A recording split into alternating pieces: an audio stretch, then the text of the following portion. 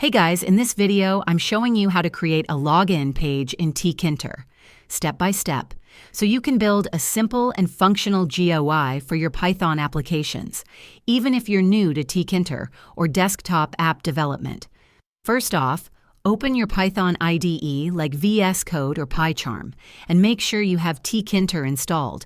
It usually comes pre-installed with Python, so no extra setup is needed. Next, start by importing Tkinter modules like TK and MessageBox. Then create the main application window using TK and set its size and title. Now, add labels, entry fields, and buttons for username and password input. Use .pack, .grid, or .place to position them neatly on the screen. Here's a pro tip.